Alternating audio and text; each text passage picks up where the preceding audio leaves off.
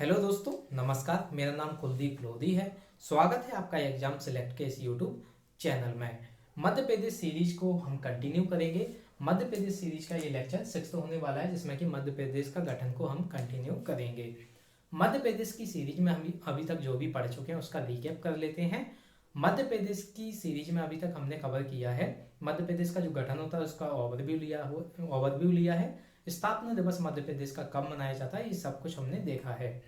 उसके बाद हमने देखा था मध्य प्रदेश के जो राजकीय चिन्ह हैं वो कौन कौन है, यानी कि फसल, गान, नाच, नाट्य, ये सब कुछ हम कवर कर चुके हैं।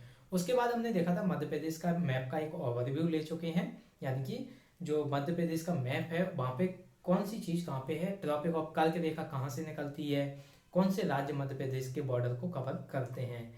उसके बाद हमने देखा था मध्य प्रदेश की जो विधानसभा, लोकसभा, राज्यसभा सीट्स हैं वो किस तरीके से डिवाइड है।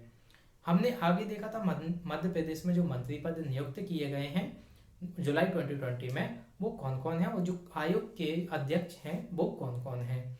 उसके बाद हमने मध्य प्रदेश के गठन को स्टार्ट किया था, जिसमें कि हमने देखा है कि भारत के जो 29 राज्य हैं वो किस किस पार्ट में डिवाइड थे, और मध्य प्रदेश के वो कौन से पार्ट हैं जो पार्ट ए, बी और सी में डिवाइड थे। फिर हमने देखा था धर कमीशन जो गठित की गई थी राज्यों के गठन के लिए, वो उसका क्या काम था, रिपोर्ट कब आई थी, उनका उसका गठन कब किया गया था।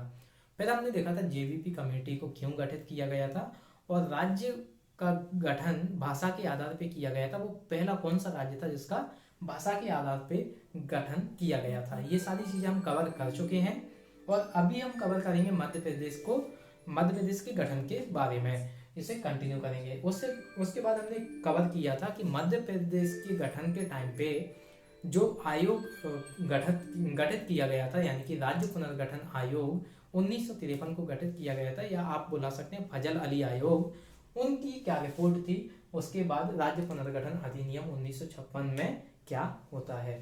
तो चलिए देख लेते हैं मध्य प्रदेश के गठन को, आगे कंटिन्यू करते हैं। और इसमें हम जिले किस तरीके से गठित किए गए हैं, मध्य प्रदेश के जिलों को किस तरीके से गठित किया गया है, संभाग को किस तरीके से गठित किया गया है और कब गठित किया गया है, ये हम आज की वीडियो में कवर करेंगे।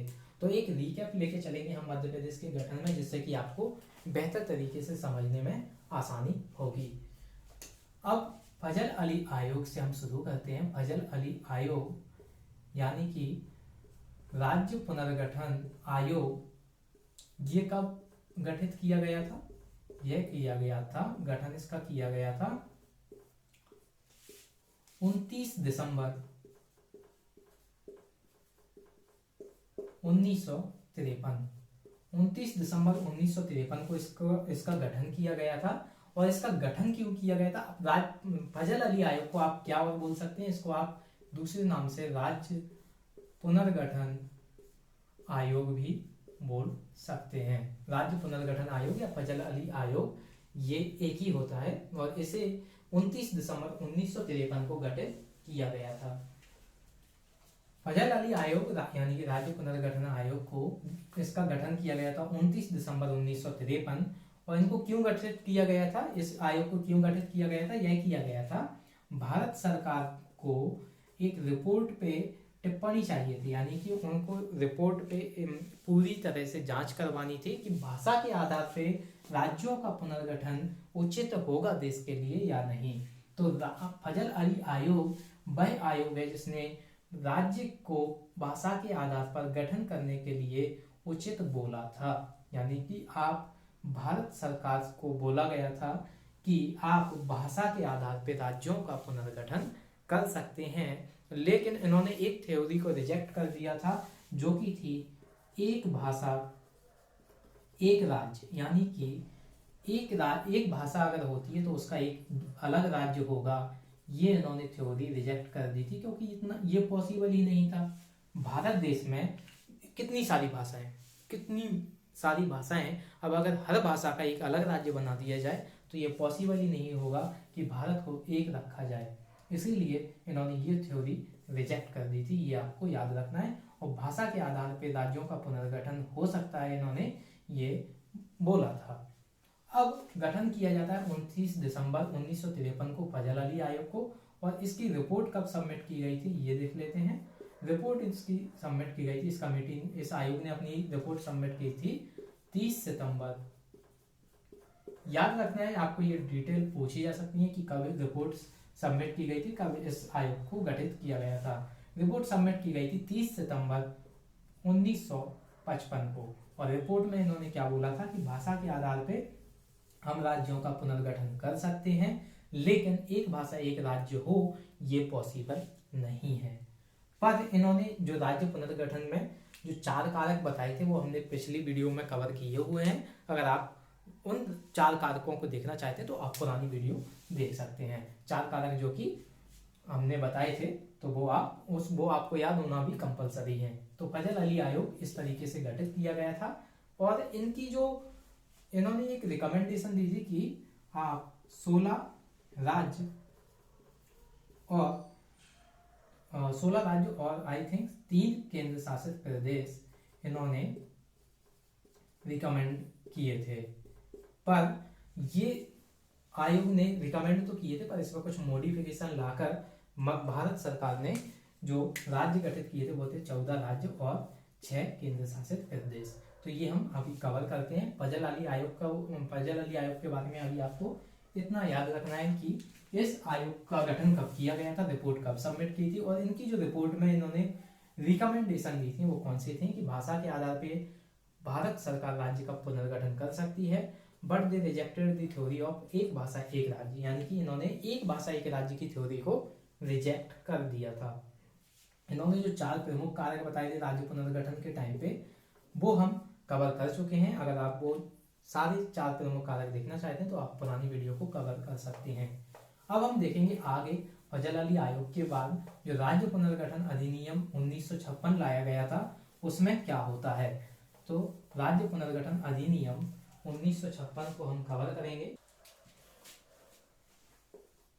राज्य पुनर्गठन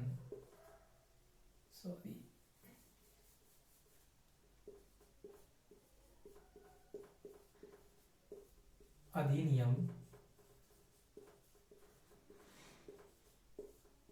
1956, तो इसके बारे में हम अभी कवर करते हैं कि राज्य पुनर्गठन अधिनियम का जो गठन किया गया था वो क्यों किया गया था।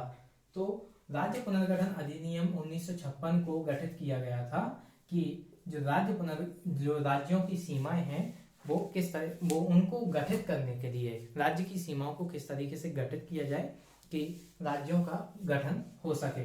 राज्य पुनर्गठन अधिनियम 1956 के तहत इन्होंने 1 नवंबर 1956 को इन्होंने 1 नवंबर 1956 को जो मध्य प्रदेश है उसकी सीमाओं को निर्धारित किया था, यानी कि 1 नवंबर 1956 को राज्य पुनर्गठन अधिनियम 1956 के तहत 1 नवंबर 1956 को मध्य प्रदेश की सीमाओं को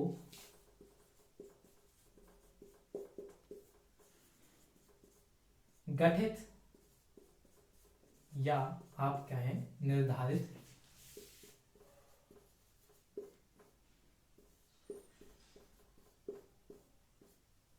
किया गया था। तो ये आपको याद रखना है, 1 नवंबर 1956 को मध्य प्रदेश का गठन किया जाता है, यानी कि मध्य प्रदेश की सीमाओं को गठित किया जाता है या निर्धारित किया जाता है।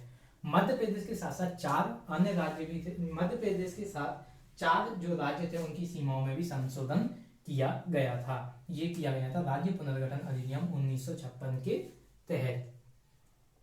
तो अभी हमने देखा राज्य पुनर्गठन अधिनियम के टाइम पे मध्य प्रदेश की सीमाओं को गठित किया गया था, जो कि 1 नवंबर 1956 को किया गया था। अब इस समय पे जब राज्य पुनर्गठन अधिनियम 1956 के तहत जब मध्य प्रदेश की सीमाओं को गठित किया गया था, उसी टाइम पे मध्य प्रदेश की जो राजधानी बनाई गई थी वो थी भोपाल। मध्य प्रदेश की राजधानी भोपाल को बनाया गया था, लेकिन भोपाल उस टाइम पे सीहोर जिले की जो तहसील है वो था। सीहोर जिले की तहसील था भोपाल उस टाइम पे जब 1956 में मध्य प्रदेश की राजधानी भोपाल को बनाया गया था। उसके कुछ टाइम बाद भोपाल को जिला घोषित कर दिया था, जिला गठित कर दिया था। तो ये देखा हमने राज्य पुनर्गठन अधिनियम के तहत कब मध्य प्रदेश की सीमाओं को निर्धारित या मध्य प्रदेश को गठित किया गया था। मध्य प्रदेश की उस टाइम पे राजधानी किसे बनाया गया था और जो राजधानी थी वो किस जिले की तहसील थी। ये आपसे पूछ सकते हैं कि जो भोपाल राज्य राज्य पुनर्गठन के टाइम पे मध्य प्रदेश की राजधानी बनाई गई थी वो किस जिले की तहसील थी। ये आपसे क्वेश्चन पूछ सकते हैं जो वनडे एग्जाम्स होते हैं। आगे हम देखते हैं, और ये कब किया गया था, राज्य पुनर्गठन अधिनियम 1956 ये किया गया था 7वें जो संवैधानिक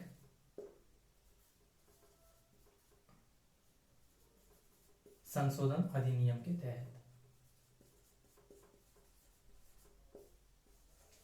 ये आपको याद रखना है कि राज्य पुनर्गठन अधिनियम 1956 7वें संवैधानिक संशोधन अधिनियम के तहत लाया गया था और 1 नवंबर 1956 को मध्य प्रदेश को गठित किया जाता है, जिसकी राजधानी बनाई जाती है भोपाल, जो कि सीहोर जिले की तहसील होती है। तो ये देखा हमने राज्य पुनर्गठन अधिनियम 1956 से 56 की जो रिजल्ट है वो क्या होता है मध्य प्रदेश के लिए, ये हमने कवर किया है। अब देखते हैं धीरे धीरे कि मध्य प्रदेश को किस तरीके से मध्य प्रदेश में जिले गठित किए जाते हैं, मध्य प्रदेश को किस तरीके से पूरी तरह से गठित किया जाता है। तो मध्य प्रदेश के जो जिले हैं वो किस तरीके से दूसरे राज्यों को दिए जाते हैं या जो मध्य प्रदेश की सीमाओं में परिवर्तन किया जाता है। तो अभी हम क्या कवर करने वाले हैं, पहले तो आप ये ध्यान से समझ लें। मध्य प्रदेश की सीमाओं में परिवर्तन, अब ये आप ध्यान से समझें कि हम क्या कवर करने वाले हैं। राज्य पुनर्गठन अधिनियम 1956 में क्या हुआ, 1 नवंबर 1956 को मध्य प्रदेश गठित किया गया। मध्य प्रदेश की जो सीमाएं हैं उनमें परिवर्तन लाए गए।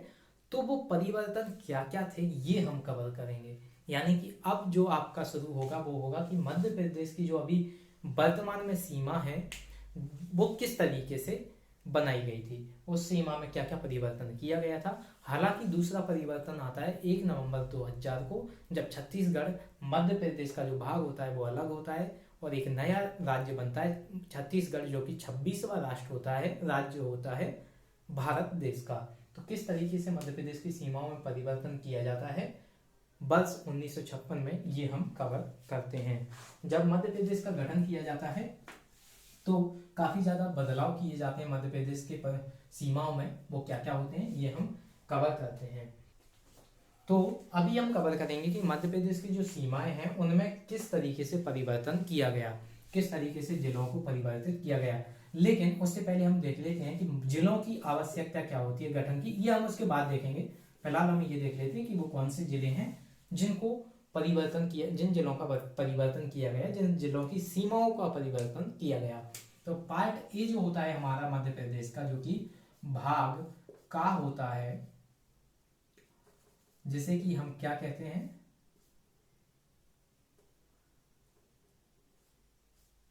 जो कि हमारा सीपी और बरार एरिया होता है। इसमें कौन कौन से क्षेत्र आते हैं, सीपी, बरार, नागपुर, महाकौशल जो मध्य प्रदेश का रीजन है और विदर्भ जो महाराष्ट्र का रीजन है। तो इसमें जो भाग का में परिवर्तन किया गया वो ये किया गया था कि अकोला, याद ये आपको नोट्स बनाते चलना है, अकोला, बुल्ढाना, वर्धा, भंडारा,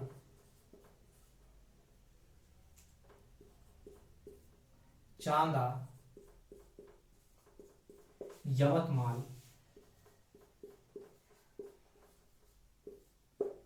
अकोला, बुल्ढाना, वर्धा, भंडारा, चांदा, यवतमाल और अमरावती, नागपुर।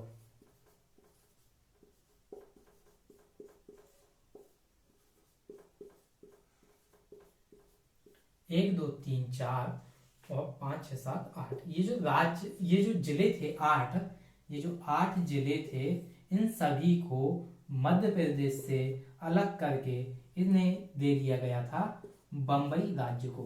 उस टाइम पे बंबई राज्य था, यानी कि महाराष्ट्र उस समय पे नहीं था, और अभी आप बोल सकते हैं कि महाराष्ट्र इस टाइम पे आ गया है।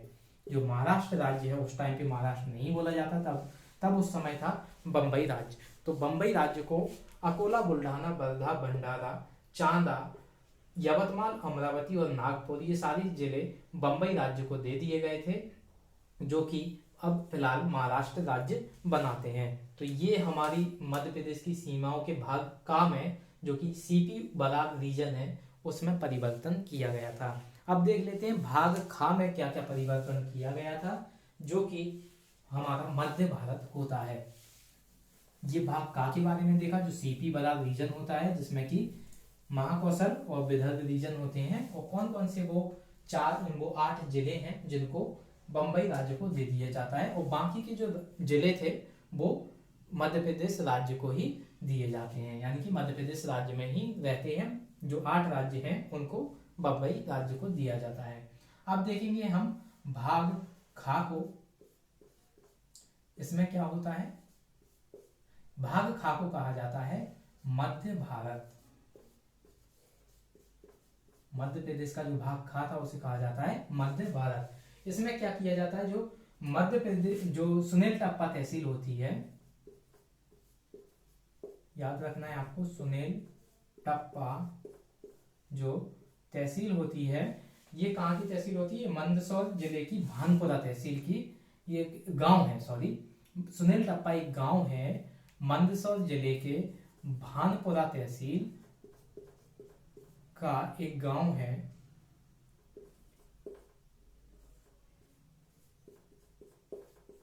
इसे क्या किया जाता है, सुनील टप्पा को इसे दे दिया जाता है राजस्थान को। तो ये जो सुनील टप्पा गांव है, एक छोटा सा गांव है भानपुरा तहसील में, जो कि मंदसौर जिले में है, उसे दे दिया जाता है राजस्थान को। ये आपको याद रखना है, सुनील टप्पा किस राज्य को दी गई थी, सुनील टप्पा गांव को किस राज्य को दिया गया था। ये अगर आपको क्वेश्चन पूछा जाता है तो आपको आंसर करना है कि राजस्थान को दिया गया था। ये कब दिया गया था, मध्य प्रदेश की सीमाओं में जब परिवर्तन किया जा रहा था 1956 के टाइम पे, तब सुनील टप्पा नामक गांव को भानपुरा तहसील के अंतर्गत जो आता है उसे राजस्थान को दे दिया गया था।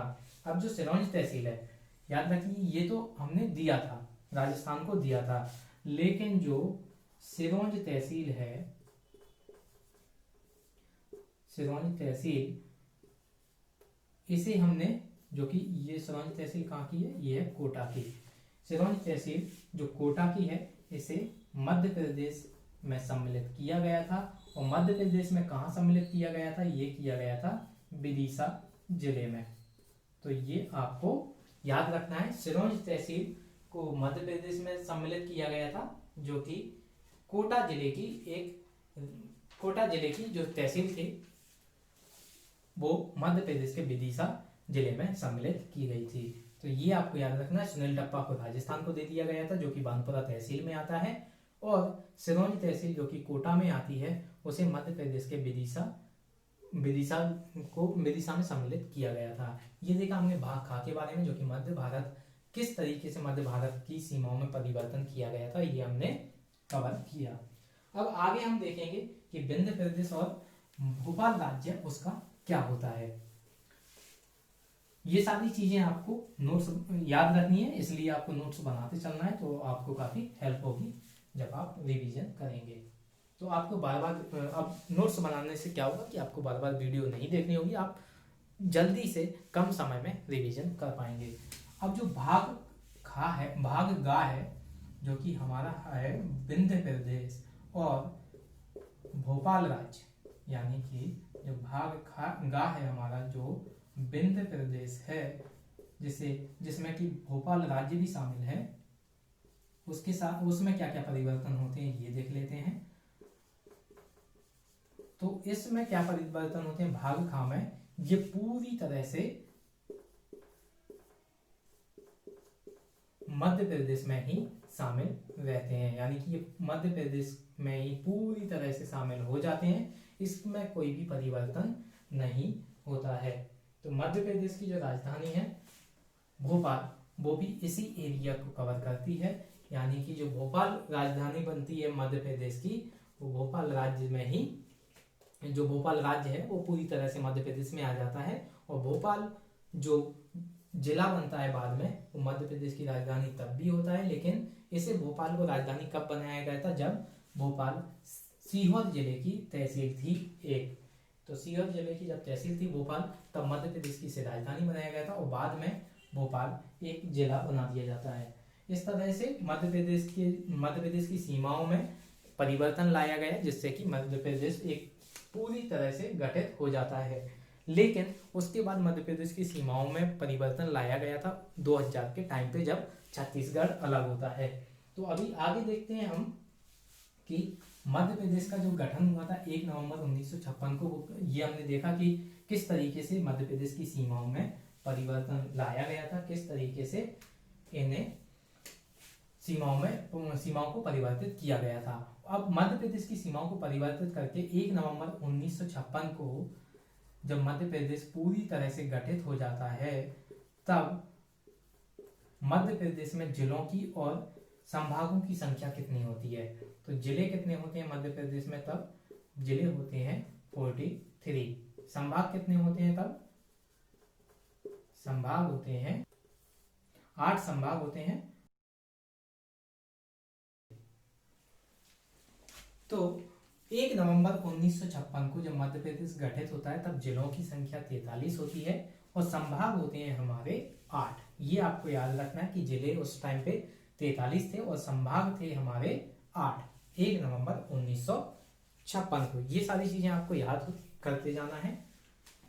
आगे हम देखेंगे कि 26 जनवरी कहीं कहीं आपको मेंशन मिलेगा, यानी कि कहीं कहीं आपको लिखा हुआ मिलेगा 26 नवंबर, और ज्यादातर आपको 26 जनवरी 1972 ये डेट मिलेगी आपको।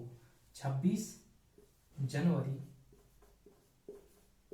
1972, यहाँ इस डेट को कब क्या होता है, इस डेट को क्या होता है ऐसा, जो हम इस डेट के बारे में पढ़ेंगे।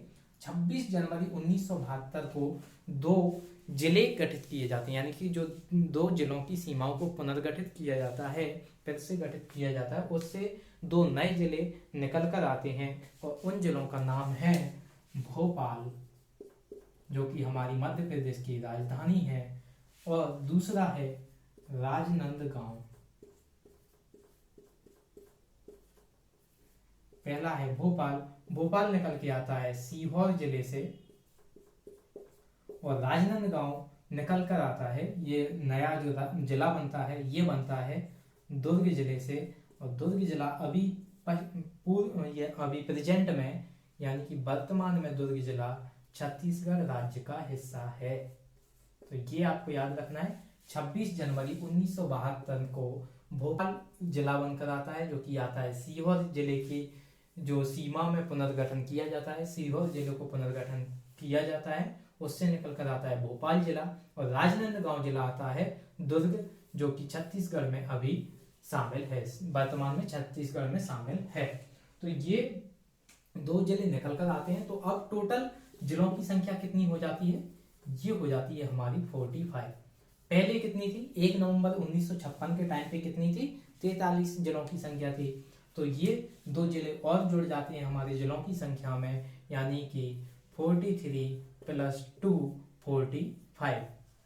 तो इस 26 जनवरी 1972 को कौन कौन से जो जिले हैं वो गठित किए गए थे, ये आपको याद रखना है। किन किन जिलों से पृथक यानी कि अलग होकर वो गठित किए गए थे, ये आपको याद रखना है। तो भोपाल किया गया था सीहोर जिले से, और राजनांदगांव किया गया था दुर्ग छत्तीसगढ़ में, जो कि अभी जिला शामिल है, उससे अलग किया गया था राजनांदगांव। तो ये डेट भी आपको याद रखनी कि 26 जनवरी 1972 को इनको गठित किया गया था।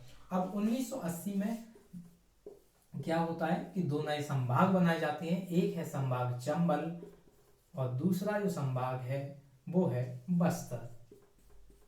ये जो 2 संभाग बनाए जाते हैं 1980 में, चंबल संभाग बनता है और फिर बनता है बस्तर। अब अगर अभी हम देखें तो फिर बाद में जो संभाग बनकर आता है वो है होशंगाबाद, और होशंगाबाद संभाग कब बनता है ये हम देखते हैं। होशंगाबाद संभाग बनता है हमारा एक सेकंड, उन 2008 में, यस राइट, 2008 में हमारा होशंगाबाद संभाग बनता है, 1980 में बनते हैं चंबल और बस्तर। तो ये आपको याद रखना है, चंबल और बस्तर कब गठित किए जाते हैं, ये दो नए संभाग, और होशंगाबाद कब गठित किया जाता है। अब हम देखेंगे कि जो हम जिले हैं उनका गठन करें, कि जो दुबे का आयोग है वो जिलों का पुनर्गठन करते हैं। अब आप समझिए कि नए नए जिलों का पुनर्गठन क्यों जरूरी होता है। Very important, most important topic, this इस लेक्चर का मोस्ट इंपॉर्टेंट टॉपिक है। आपसे पूछा जा सकता है कि जिलों के पुनर्गठन की आवश्यकता क्यों पड़ती है, क्यों पड़ती है, आप बता सकते हैं। सोचिए क्यों पड़ती है, ऐसी क्या वजह है कि जिलों को बार बार पुनर्गठन किया जाता है, बार बार उन्हें उनमें से कुछ हिस्सा पृथक करके, कुछ हिस्सा अलग करके एक नया जिला बनाया जाता है, क्या आवश्यकता होती है। तो हम देखेंगे अभी जिलों जिलों के पुनर्गठन की आवश्यकता। ये हम हेडिंग मिटा देते हैं अभी, क्योंकि परिवर्तन हमने कवर कर लिए हैं। अब देखेंगे जिलों के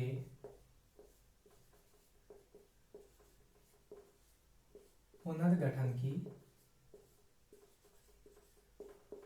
आवश्यकता।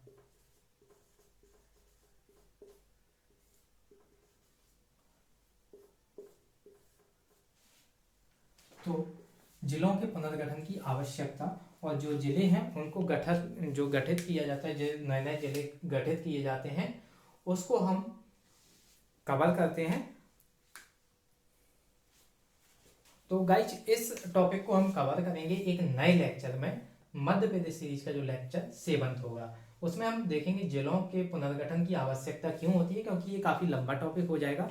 इसके बाद हमें इसी टॉपिक के साथ हमें कवर करने होंगे मध्य प्रदेश के जो वो कौन से जिले हैं जो गठित किए गए थे 2000 से पहले, और 2000 के बाद मध्य प्रदेश की क्या कंडीशन होती है, ये सब कुछ हम डिस्कस करेंगे एक नए लेक्चर में। तो अगर आपको ये वीडियो पसंद आती है तो आप लाइक कर सकते हैं वीडियो को, और हमें कमेंट बॉक्स में कमेंट करके बता सकते हैं। Thank you for watching this.